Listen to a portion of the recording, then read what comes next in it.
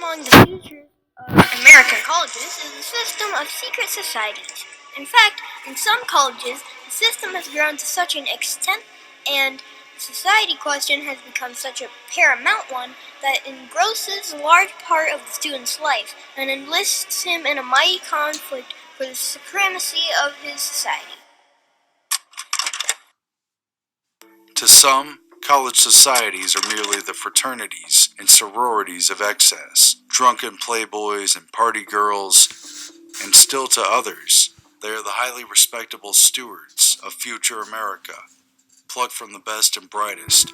But if one fact is confirmed, it is that those who are selected for membership often find loyalty to these auspicious organizations puts them on the fast track for success and leadership positions throughout life. For starters, find one high-ranking politician who wasn't in one. It's hard to do. With membership lists that typically include everyone from U.S. congressional representatives to senators to Supreme Court justices to CIA men and even U.S. presidents, there is solid ground for the assertions that these secret organizations are essential prerequisites for attaining true power and wealth in this country. Though it isn't easy for everyone to believe, underneath the layer of well-known Greek letter fraternities and sororities that dot nearly every major campus across the country, there is an inner ring of secret societies harbored at institutions of higher education that seem to form the basis of a very true class system, hidden in America. Nearly all these elite college secret societies are endowed with huge sums of money and powerful alumni that allow them to donate heavily to their universities and steer the selection of college presidents, board members, faculty and student government, and representatives, many of whom themselves are undeclared secret society members. Just about everyone has heard of the influential secret society at Yale known as Skull and Bones, for example, but while it's important, it is truly just the tip of the iceberg.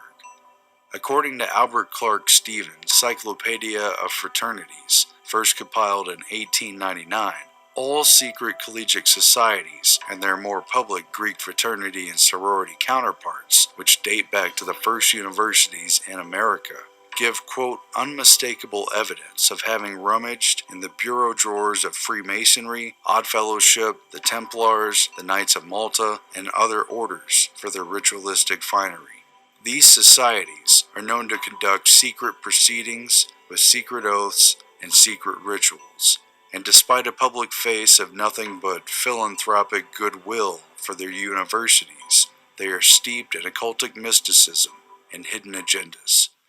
There are a great many advantages in college fraternities. They cause a feeling of good fellowship among the students and are always a bond of union when college life is over. Once in, there's no withdrawal that is possible. As the number will come up again and again, we will begin with the mystical sevens. Sure, you've heard of 7 as a lucky number, or the perfect number, or even as a significant number in Freemasonry, but you might not realize that occultic importance of the number 7 also goes back thousands of years. The Order of the Heptasophs, or 7 Wise Men, dates back to 1104 BC at the time of the first Zoroaster, who is said to have been the head of the Magi of Persia. Persian kings were not allowed to take the throne until they received occultic instruction from a council of 6 wise men, for a total of 7, who met in the subterranean caverns beneath the royal palace, the only spot deemed lawful to impart the most occultic knowledge of the 7. Henceforth the king determined no important matter without his wise men. The Order of the 7 Wise Men was passed down through the centuries from Greece to Rome, Rome to Britain, and from Britain to America, where elements of its rituals and themes wound up not only in adult secret societies like Benjamin Franklin's Hellfire Club, but also in some of the earliest secret societies on the oldest and most elite and aristocratic campuses in the nation. Oddly enough, most of these universities even come complete with a network of maintenance tunnels connecting the campus, and it is rumored that many secret societies still meet in their subterranean depths to pass on their occultic knowledge, just like the ancient Magi of Persia. Chartered in 1693, the College of William and Mary is the oldest university in the South, and the second oldest in the nation behind Harvard. 4 of the first 10 American presidents are associated with it. In chartering the college, King William III and Queen Mary II of England sought to establish, quote, a certain place of universal study, to be led by 6 masters or professors and 1 president, the 7 to be known collectively as the Society. 7 is also a recurring motif of the school itself. Chancellors serve 7-year terms, and 7 buildings surround the sunken gardens, which are complete with 7 brick pathways. During the Civil War, the school was closed for 7 years, until its 17th president assembled a team of 6 and again revived the school. Those 7 men came to be known as the 7 Wise Men. Tunnels are also rumored to connect the school to the Bruton Vault, but that's another conspiracy for another time. So it is no great surprise that as student secret societies sprang up across the country with a heavy 7 theme, they began with the College of William and Mary, although they weren't all necessarily related. The 7 Society Order of the Crown and Dagger was started at William and Mary in 1826. They are most well known for donating gifts to the school through their endowment. Everything else about them, including their rituals, is kept completely secret, including members' identities until death. Almost seeming to follow their creation as a sort of blueprint, at least 10 other societies called the Mystical 7 soon sprang up in colleges around the South. Each had 7 founding members, and each chapter was referred to as a temple in reverence for the mystery religions and occult. Their records were kept in cauldrons. The Mystical 7 Temple of the Wand first appeared at Wesleyan University in Middletown, Connecticut in 1837. Their symbol is a 7-sided star featuring a cauldron in the center and a 7-foot wand. A member transferred to Emory University and founded a chapter of the Mystics there in 1841. Most sources claim it was called the Temple of the Sword, but in Albert Clark Stevens' 1899 book, The Cyclopedia of the Fraternities, it was named Temple of the Skull and Bones. On an aside, the original Emory University is located on the Druid Hills of Oxford, Georgia. Emory is home to several secret societies, including the Paladin Society, DVS, which chooses 7 members annually, Ducimus, and the Order of Ammon, named after the Egyptian god. Memberships are never revealed. In an anonymous interview with the Emory Wheel, an Order of Ammon member claimed that they are, quote, always watching, just like Ammon, who's invisible, omnipotent, and omniscient, and who describe themselves as having, quote, roles in a number of committees and other organizations that allow them to help guide the direction of the university. Back to the temples, Temple of the Wreath began at Transylvania College in Lexington, Kentucky in 1843. For such a little-known private institution, the university is the alma mater of 101 U.S. congressional representatives, 50 U.S. senators, 36 governors, 34 ambassadors, 2 Supreme Court justices, and 2 vice presidents. The university's motto is Latin for, "In the light, we pass on the light." And so it followed that each temple was set up by a member from a previous temple. A second Temple of the Wreath was set up at Centenary College in Louisiana in 1845. The Temple of the Skull was set up at the University of Georgia in 1846. Temple of the Star at Ole Miss in 1848 or 1859, depending on the source. The Temple of the Scroll and Pen started at Genesee College in 1855. The Temple of the Hands and Torch at University of Virginia in 1867, in turn founded the Temple of the Star in the South at the University of Carolina in 1884, and the Temple of the Sword and Shield at Davidson College. It's rumored there was also a Temple of the Owl founded somewhere else down south, but its exact location has remained a secret to this day. The Mystical 7 at Wesleyan also gave rise to the Rainbow, aka the WWW fraternity at University of Mississippi in 1842, or 1848, depending on the source. And it too was a secret society with 7 founding members. Originally called the Mystic Sons of Iris, the Rainbow spread to multiple southern states like the Mystical 7, including Alabama, Tennessee, both Carolinas, and Texas prior to the Civil War, and, quote, no man from any northern state was allowed initiation. The Rainbow was quickly absorbed into various Greek letter fraternities, which preserved some of its traditions as per charter, including the Rite of Iris that Delta Tau Delta continues to this day. Much later, a group called Mystical 7, or M7, showed up at the University of Missouri circa 1907, though no connection to the others has been shown to date. And today, there are not 1 but 2 Mystical 7 societies existing side by side at Wesleyan. Don't ask us how that works. It is believed that alumni of these mystical orders went on to found the adult secret society, the Order of the Heptasophs, or 7 Wise Men, which began in New Orleans, Louisiana on April 6, 1852, and numbered some 4,000 members in 18 states by the turn of the 20th century. But the Seven Society, Order of the Crown and Dagger at William and Mary, and all those that followed, are still not the earliest secret societies that appeared at American colleges by far. The earliest appears to be the FHC, which was started at William and Mary on November 11, 1750, at the Raleigh Tavern, also known as the Flat Hat Club. Why the Flat Hat Club? Because no member of the secret society FHC would ever tell what it stood for. However, it is believed to stand for Fraternitas Humanitas et Cognitio, which translates to Brotherhood, Humanity, and Knowledge. Its motto was Stabilitas et Fides, steadfastness and loyalty. And its badge featured a coat of arms on one side and a symbol that included clasped hands along with their motto, indicating that it was more than a mere social club. It cropped up just in time to incubate a generation of revolutionaries, in which Virginia played an extremely significant role. It was many of the members of the FHC who were integral to the events that helped to spark the revolution.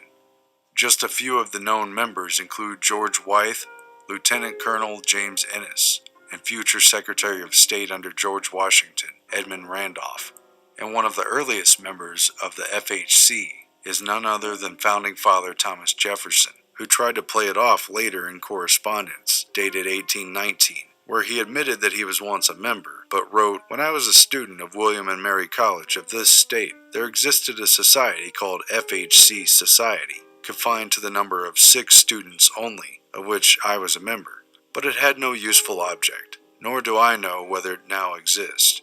And another letter written by Jefferson during the time that he would have been a member of the organization was written in cipher, using Latin and code.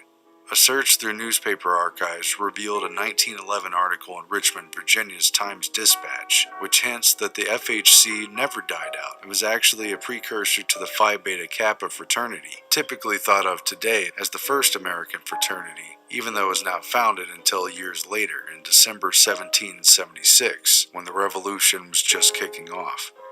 Phi Beta Kappa also began as a secret society, but quickly spread throughout the country's Ivy League institutions, both during and after the Revolutionary War, and has today become one of the largest fraternities, no longer secret. It is believed by some to be a direct spin-off of Adam Weishaupt's Illuminati, which was founded the same year on May 1st, 1776.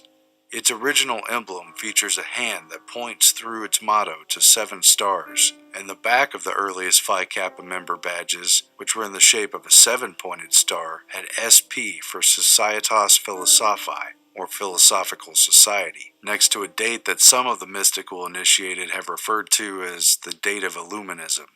Many Phi Beta Kappa members served in the Continental Army. 17 became members of Virginia's House of Burgesses, or the Senate, or both. 8 became members of the convention that ratified the federal Constitution, 5 became representatives in Congress, and 2 were U.S. senators. But decades after the revolution ended, when twice asked about Phi Beta Kappa in correspondence, Jefferson claimed he was an entire stranger to the society and knew nothing of its history or objects. The FHC has been referred to as the genesis of a great scholarly brotherhood of the numberless Greek letter fraternities, which had at the time of the 1911 article some 300,000 members at colleges and universities all across America, and which, quote, exert an immeasurable influence for the brotherhood of man. The male-only secret society was based on secret ciphers, a secret handshake, and secret meetings for secret ends. So began the tradition of a secret leadership sect within society, born out of American colleges and universities across the country. When Phi Beta Kappa began at the same aristocratic university as the FHC over 2 decades later, it cannot be a coincidence that it too was founded at the Apollo Room of the historic and infamous Raleigh Tavern, the very same one where the FHC was founded. The FHC continues today, or doesn't, depending on who you ask, but the student newspaper at William and Mary, the Flat Hat, is named after it. There are currently at least 9 secret societies active on this campus alone, including the Sevens and the Bishop James Madisons, And intriguingly, it is rumored that some of them use a sophisticated network of underground steam tunnels to meet unseen, and fraternities have also reportedly made pledges steal bones from a burial vault under Wren Chapel, accessed via these tunnels. But after the Flat Hat newspaper did a report on the tunnels, the vault was sealed off with an additional steel door in 1977. The FHC and Phi Beta Kappa gave rise to an entire Greek letter system in American universities and overlaid a system of truly secret societies at the top, all of which serve as entryways into the upper echelon of American power and privilege. But like all other institutions which are good in themselves, it is liable to much abuse, and the members of societies ought to be extremely careful that they do not bring upon themselves public displeasure by such abuse. It should be noted in the late 1800s, the wave of anti-Masonic fervor which began earlier in the century continued to put pressure on the college society systems, along with a growing sense of many student bodies that fraternities and secret societies were little more than nurseries for snobbery and elitism. Especially in New England, universities and colleges were pressured to close down the societies. Some were banned outright, as at Princeton, which today openly houses eating clubs instead, although rumor has it the secret societies are still around, just forced deeper into the shadows. The majority, however, were so powerful financially and otherwise that they were allowed to continue their rituals with a wink and a smile and have continued as an integral part of the universities to this day. Here are just some of the secret societies found on American campuses today to give you an idea. This is by no means an exhaustive list, as there are way too many to cover in depth in a simple report.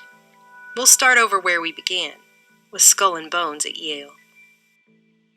Just about everybody has heard about the secret society at Yale, known as Skull and Bones. Its obsession with the number 322, which by the way equals 7, and with skulls and emblems of death, is matched by its deep pockets and its blue-blooded membership, including former presidents George H.W. Bush and George W. Bush.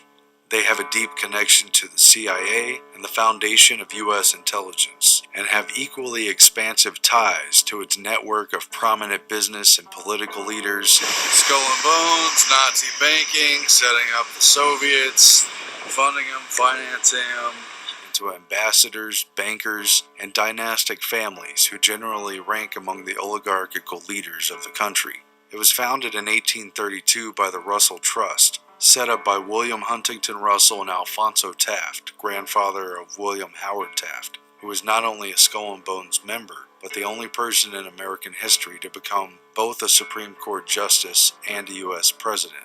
Russell, who's also deeply connected to the British aristocracy, was conducting a shady but lucrative import-export business that included opium, with the Delano family that President Franklin Delano Roosevelt came from. Skull and Bones taps 15 seniors each year, and since its beginnings, their members have typically come from families who already have wealth and clout. If they accept, they undergo a torturous initiation that includes intimately recalling their most personal life details, including a comprehensive sexual history, all while lying inside a coffin. And there are rumors of other extreme and sometimes perverse acts that take place inside of their tomb. It's about the only way I can describe it.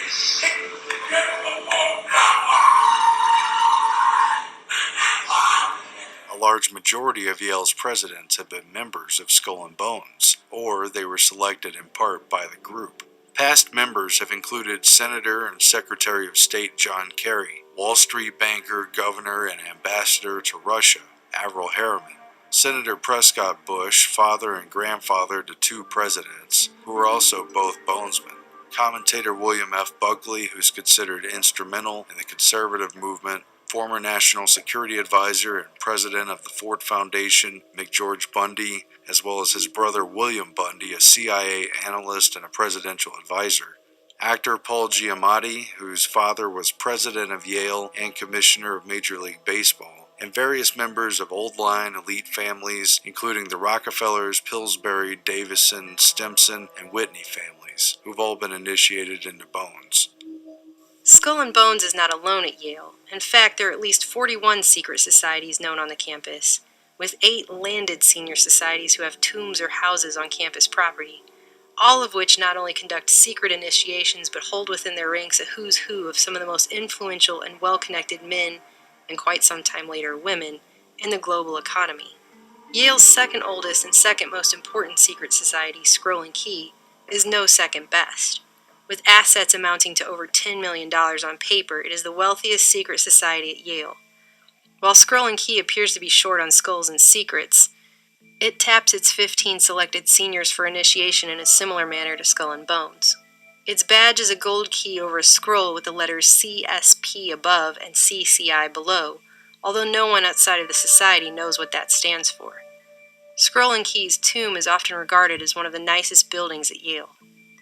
Its members include former Secretaries of State Dean Acheson, Cyrus Vance, and Frank Polk, Cord Meyer Jr. of the CIA and World Federalist Society, James Stillman Rockefeller from the prominent banking family, father of modern neurosurgery Harvey Cushing, journalists Fareed Zakaria and Stone Phillips of Dateline NBC, editor of the Council on Foreign Relations Foreign Affairs magazine Gideon Rose, and even Gary Trudeau, the cartoonist of Doonesbury fame, not to mention countless U.S. senators, representatives, mayors, ambassadors, and diplomats, lawyers, and bankers, and at least 2 Nobel Prize winners in science and medicine. In addition, A. Bartlett Giamatti, father of Skull and Bones actor Paul Giamatti, is a prime example of Scroll and Key members who have gone on to hold the office of president at Yale. This is a group of seriously influential people, and as with many college secret societies, when everybody in the inner circle knows each other, even greater power can be derived through networking. On a side note, Skull and Serpent, another senior secret society with a tomb founded in the same vein of Skull and Bones and Scroll and Key at Yale, was created at Wesleyan in 1865. Yale's third oldest secret society, Wolf's Head, also holds great influence and immense wealth, and perhaps a younger sibling syndrome. Supposedly created from Skull and Bones rejects, Wolf's Head was founded in 1883. It began as the, quote, Third Society, but reportedly changed its name 5 years later. Their tomb is called the Hall, and rumor has it that their Olympic-sized pool creates a water bill bigger than all of New Haven's first ward. Past members have included numerous American diplomats, several former U.S. Secretaries of Commerce, and an array of U.S. Congress members, as well as elite lawyers that include Special Prosecutor to investigate Whitewater, Robert B. Fisk, who was appointed by then Attorney General Janet Reno. Past Wolfhead's members have also included a head of the Ford Foundation, elite family members like Edsel Ford's youngest son William Clay Ford, Anson Goodyear, William Wrigley III, and Philip Pillsbury, in addition to former Yale presidents, Yale Law School deans, and longtime Yale administrators. Renowned author Anthony Sutton, one of the few credentialed scholars to research Skull and Bones, stated in the introduction to his book America's Secret Establishment that he believes Scroll and Key, as well as Wolf's Head, supposedly competition societies, to be part of the same network. The secret society Book and Snake was founded in 1863 as part of the Sheffield School before it merged with Yale. Their tomb features a caduceus on its wrought iron gate out front, and the group's emblem is a book surrounded by the Ouroboros, an ancient symbol of a serpent or dragon swallowing its own tail in a perpetual cycle. Real, the end is the beginning is the end, tree of knowledge of good and evil, never-ending story type stuff. Looking at the list of notable members reads more like a list of America's intelligence leaders. Among its ranks are Bob Woodward of Washington Post Watergate fame, U.S. Congressman and former Director of the CIA Porter Goss, former Secretary of Defense Les Aspin, former Secretary of the Treasury Nicholas F. Brady, and U.S. State Department officials including Charles Rivkin and John Verneau Bouvier III, father of First Lady Jackie Onassis. Yale is also home to others including Mason Chain, Berzelius, Elihu, St. Elmo's, and the Manuscript Society, all of which boast powerful professionals from directors of the NSA and CIA to former CIA intern turned CNN anchor Anderson Cooper, and political correspondent and advisor to 4 presidents David Gergen, who regularly attends Bohemian Grove.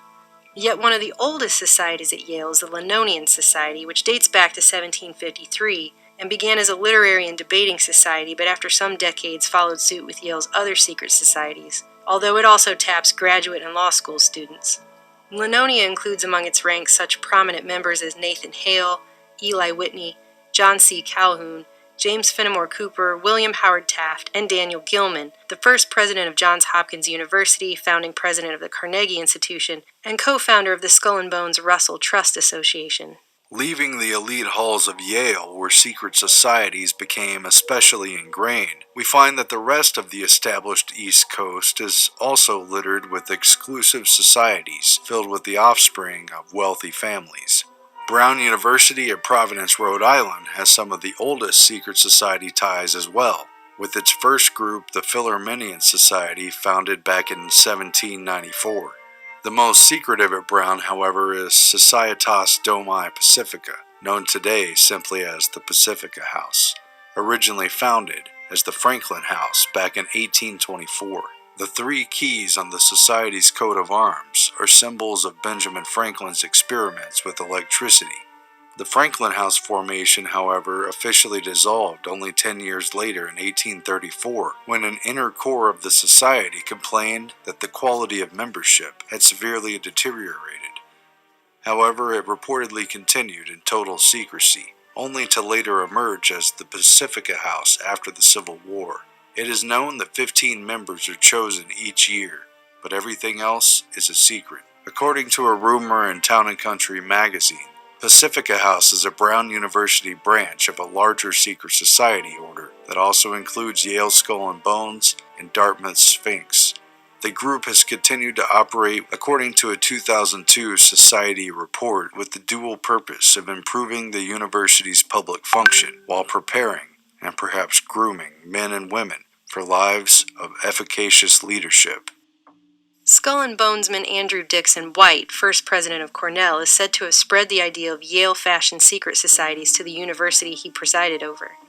Quill and Dagger, founded in 1893 at Cornell, has been considered one of the most powerful and influential college secret societies in the country, a la Skull and Bones. All meetings, proceedings, and activities of Quill and Dagger are closed and concealed. Members' names, however, are published each semester. In the past, members were known by their pins, which feature the head of a corpse holding a quill in its mouth impaled by a dagger. Meetings are held in the top of the north tower of a war memorial that was funded by alumni members, and as such, the group is allowed exclusive access to the top floors of the tower. The memorial is covered in the group's symbolism, which has been linked to Knights Templar, among others. Quill and Dagger was traditionally exclusively male, but began accepting women in 1974. The vast majority of members become campus leaders, then go on to become national and international leaders. In fact, it is said that from 1913 to 1984, there was at least one Quill and Dagger member on the U.S. Congress every year. Members have been very influential in U.S. government, holding positions in the State Department, as national security advisors, as directors of policy planning, and numerous other positions. A vast number of Quill and Dagger members belong to the Council on Foreign Relations. Quill and Dagger alumni include Paul Wolfowitz, Ruth Bader Ginsburg, Janet Reno, and CEO of the Clinton Global Initiative, Robert Harrison. Between the 1930s and 50s, it is also reported that the chairman of Standard Oil, Sunoco, and ConocoPhillips were all Quill and Dagger members, with similar networking situations found in the finance industry. The list goes on in every major sector of society. Other Cornell secret societies include Sphinx Head, Der Hexenkreis, and Order of Omega. Georgetown University deserves special attention since its campus secret society is located at the nexus of power in Washington, D.C.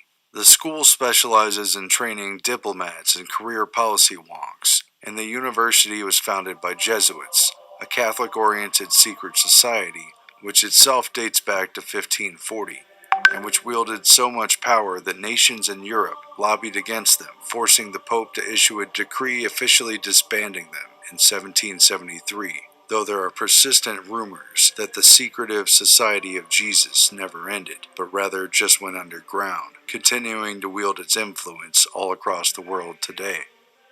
And so it is that Georgetown's most infamous secret society was founded as a Jesuit order. Created in secrecy, it's known as the Society of Stewards, and it's been described in the press as, quote, sometimes menacing and sometimes comical. Traditionally, little has been known about this all-male group, aside from the fact that its well-connected alumni were said to watch anonymously over campus life, working from the shadows to ensure that core traditions were observed at Georgetown. The Stewards' motto, Non Scholae Sed Vitae, not for school, but for life, and its 2,000 bylaws, including officer titles, were leaked to the media. The group includes a, quote, master of the ritual as well as 2 guardian stewards, at least one of whom must be a member of the Society of Jesus or a Roman Catholic priest.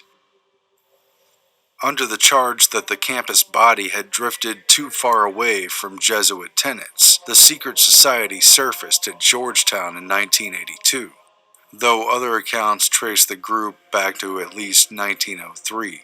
At a time when many new societies were founded all across U.S. campuses.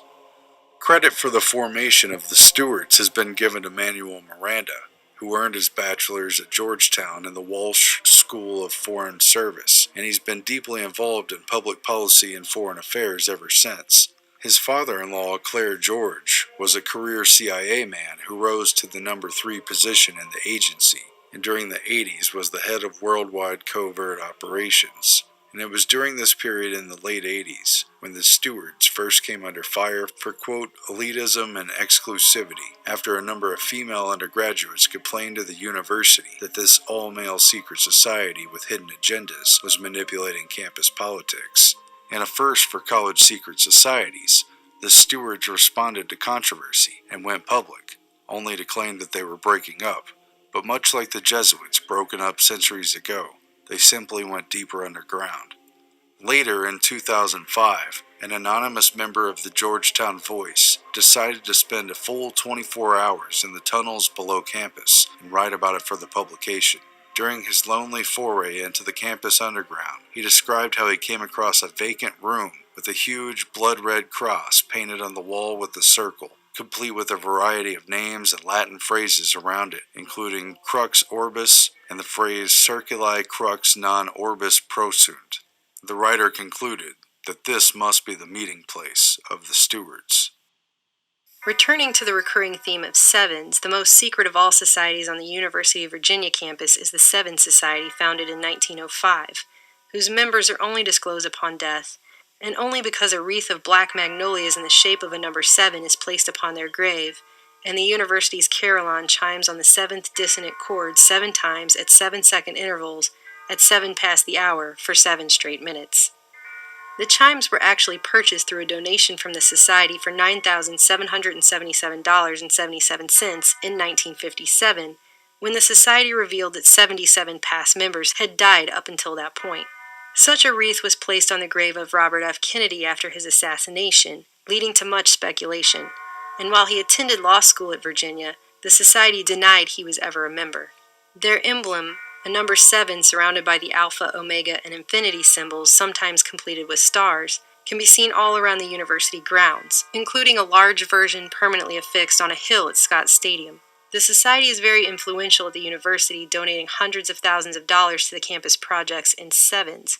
Notable members include Frank Wisner, head of the OSS operations in southeastern Europe, and later head of CIA Directorate of Plans, American ambassador to Bahrain in the mid-70s Joseph Twinham, Edward Stettnes Jr., who was Secretary of State under Presidents Franklin Roosevelt and Harry Truman, and at least the 2nd and 5th presidents of the University of Virginia. Other University of Virginia secret societies include the Mystic Order of the Eli Banana, the 13 Society, the Z Society, Imp Society, Society of the Purple Shadows, Pumpkin, and the Order of the Claw and Dagger, among others. The Society of Purple Shadows caused controversy when members broke into the office of the Dean of Students a few years back to leave an angry letter about the cancellation of Easter, to which he filed a judiciary charge that went nowhere. Founded in 1908, the all-male Gridiron Society of the University of Georgia comes off as just another honor society at first glance. However, its membership and its core purpose, like so many other college secret societies, remains a closely guarded secret. But according to legend, the Gridiron Society is linked to certain historic structures around the state, including the mysterious Georgia Guidestones. It is also believed to be linked to other elite college secret societies, including Yale's Skull and Bones. Interestingly, the connection to Yale dates back for centuries, as the University of Georgia's first president, Abraham Baldwin, a signatory of the U.S. Constitution, was a Yale graduate prior to the creation of Skull and Bones, when he was a member of Yale's older Linonian Society. Gridiron's elite alumni reportedly include every state governor and every U.S. senator from Georgia for nearly the past century, and also include former President Jimmy Carter. The university also has a complimentary all-female secret society called Palladia, which is reportedly connected to its own vast network of distinguished and influential women across Georgia. Throughout its history, Duke University has been home to several secret societies, but two of the most well-known were the all-male Order of the Red Friars and the Order of the White Duchy, a complementary all-female society created by the friars.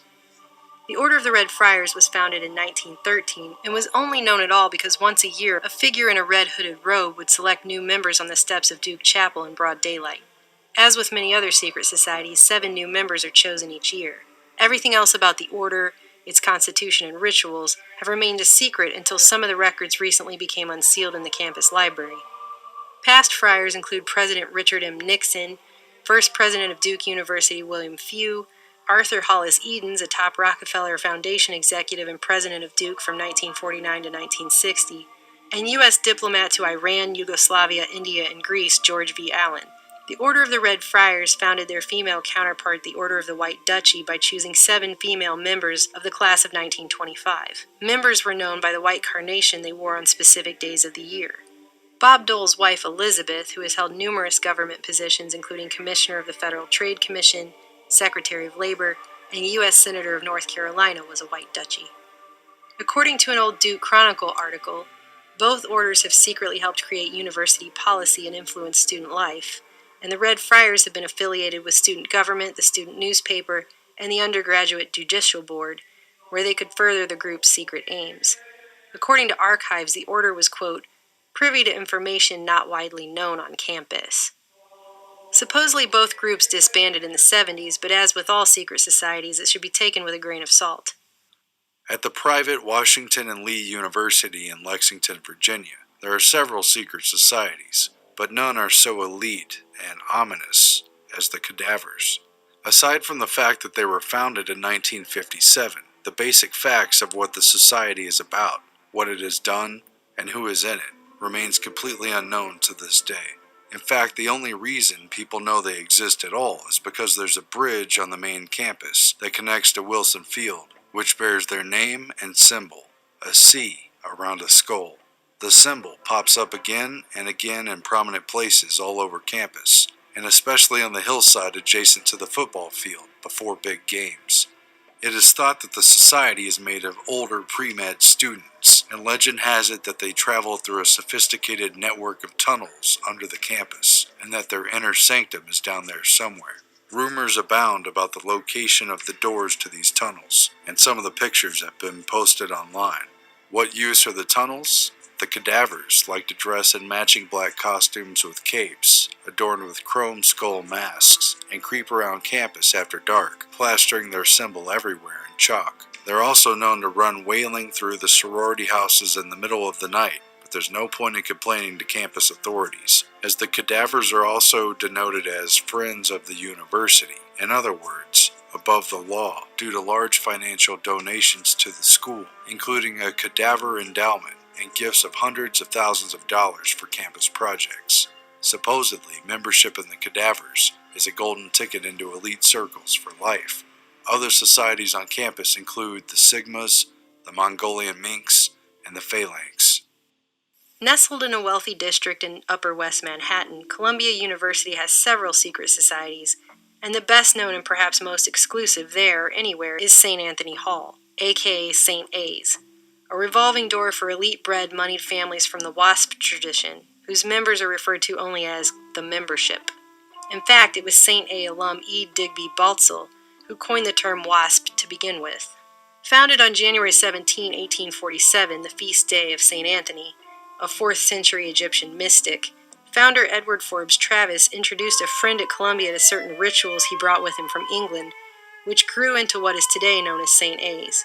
St. Anthony's Hall at Columbia is considered the alpha chapter of a dozen chapters located on Ivy League campuses including Brown, Princeton, Yale, and MIT. And they all have one thing in common. Their members have wealthy parents.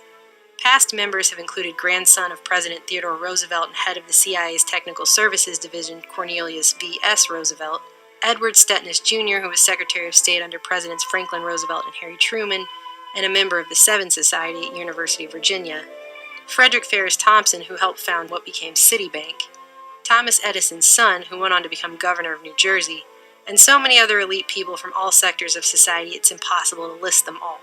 Over 40 state and federal senators and congressional representatives and governors have come from St. A's.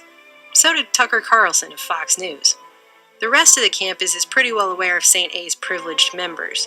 A piece in the Columbia Spectator actually noted the existence of two Columbias, the regular campus and the one located at St. Anthony's Hall, where students have a personal chef and live-in servant who cleans and does the laundry, and was referred to by other students interviewed by the Spectator as, quote, the Asian slave in the basement.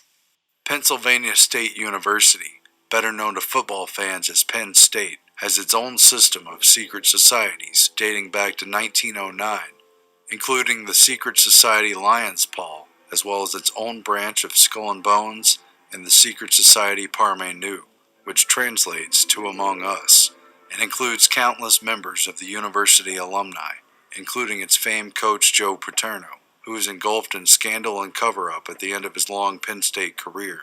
Penn State's secret societies are known to meet in black robes in the middle of night around campus, and are rumored to be extremely influential in picking the leadership of the university. From board members to past presidents, members of Parme Nu, Lions Paw, and Skull and Bones can be found throughout the Penn State administration.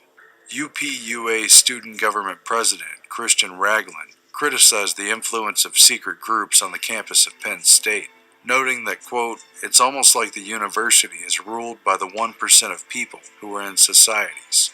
This may prove significant as the Sandusky sex scandal that rocked the university also brought charges against members of the Board of Trustees for perjury and cover-up over the incidents.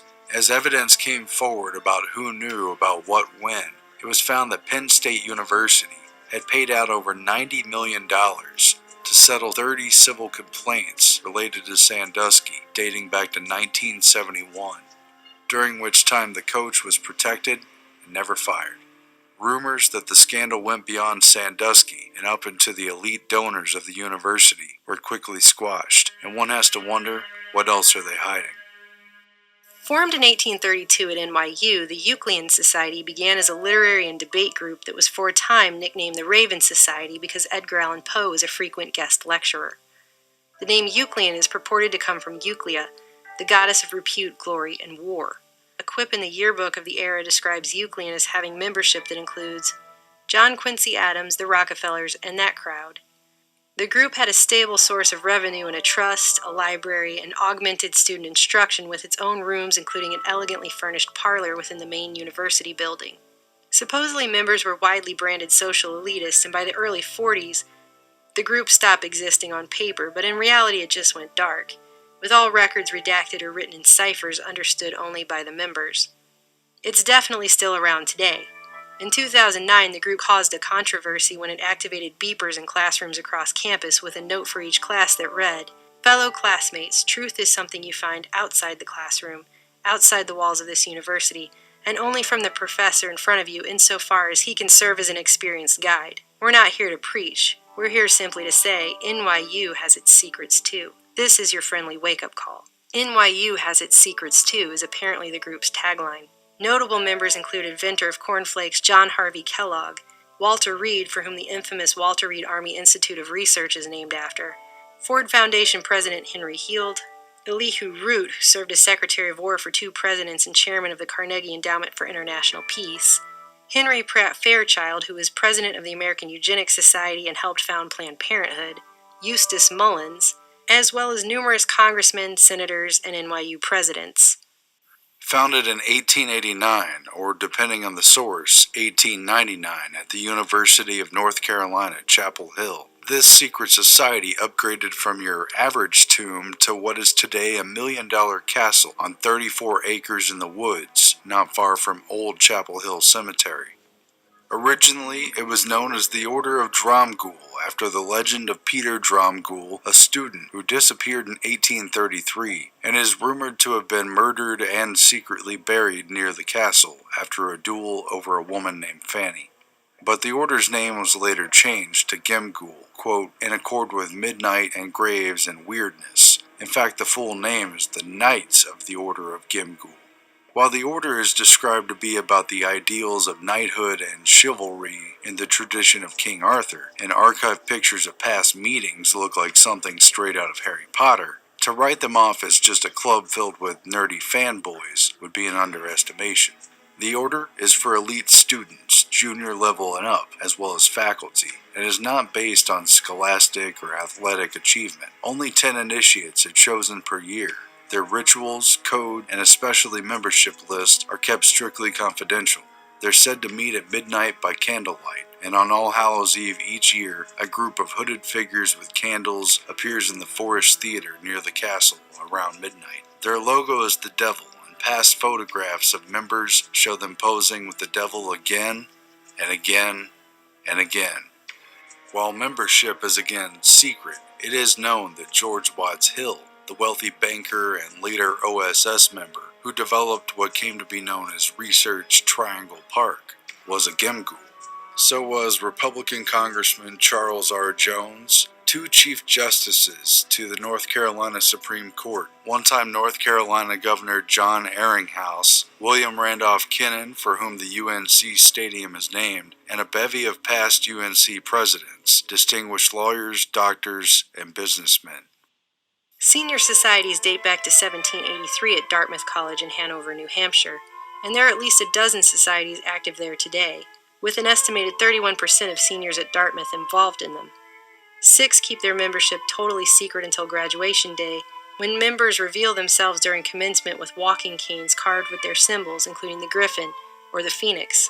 The oldest of these is the male-only secret society Sphinx, founded in 1885. Each spring, 24 juniors are tapped to join the crew and become Sphinges. 7 additional seniors are also tapped each fall. The Sphinx has its own Egyptian tomb built in 1905 on the base of a pyramid with 2 large pillars at the front entrance and the winged disc symbology over the door.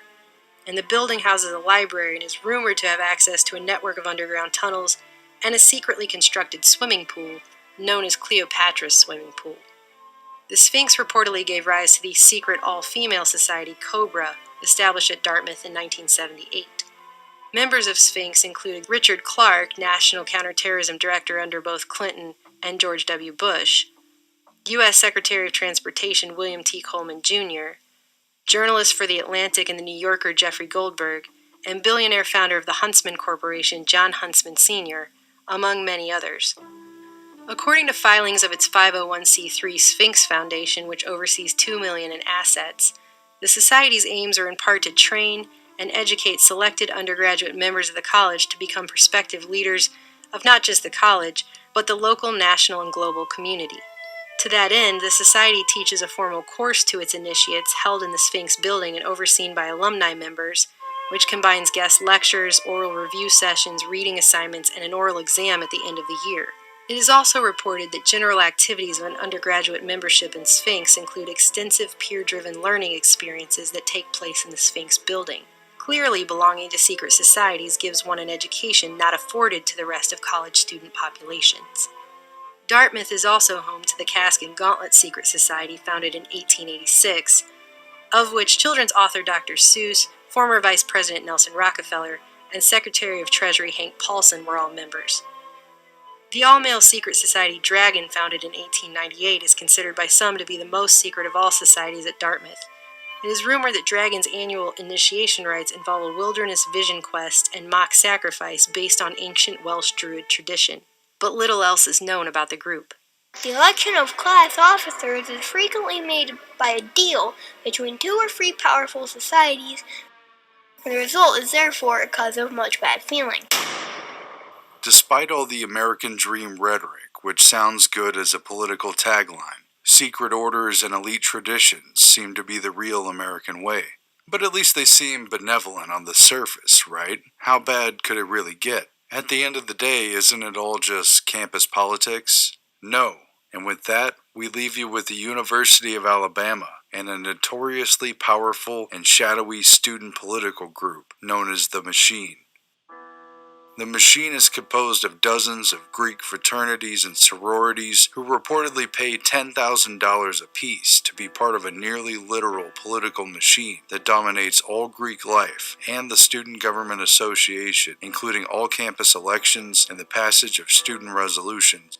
The machine's dark history dates back to 1888, when it became the Alpha Rho, Alabama chapter of Theta Nu Epsilon, which branched off from the Wesleyan University chapter founded in 1870. By definition, it is a sister organization to Yale's Skull and Bones, which is also part of Theta Nu Epsilon. Based on its activities and clout, Alabama's chapter likely also connects with older Southern power circles as well.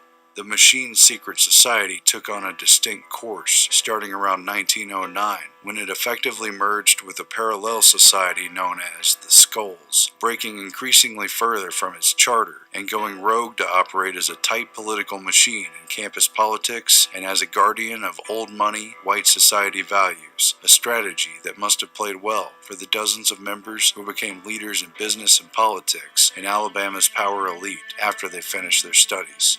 Their eerie emblem includes a skull with a dagger piercing through it, and the Greek acronym for Theta Nu Epsilon, which looks almost like the word one across its forehead, along with a pair of keys rather than crossbones, complete with angel wings, a cloud of dust, and an image more consistent with motorcycle gangs than university organizations.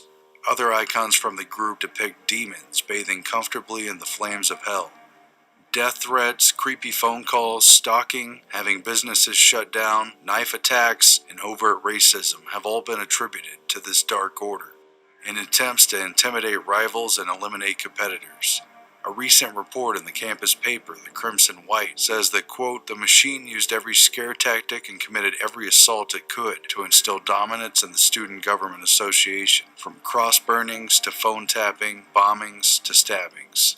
A cross was indeed burned by 15 men in white hoods who stood in front of a competing sorority house after an independent black candidate won the student presidency in 1976.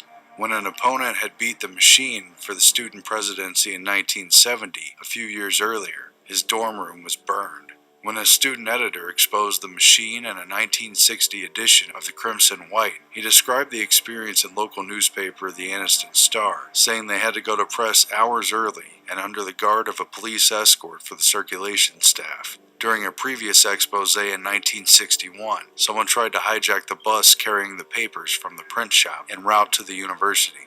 The level of harassment and intimidation tactics has raised a national spotlight on the allegations of abuses raised by several independent class president candidates, including a former Alabama governor's daughter who refused to align with the machine in 1993, and as a result suffered emotional and psychological trauma. She was physically assaulted by a man wearing pantyhose over his head, who broke into her home, beat her, sliced her face with a knife, and threatened her to drop out of the race. She too had a cross burned on her front lawn.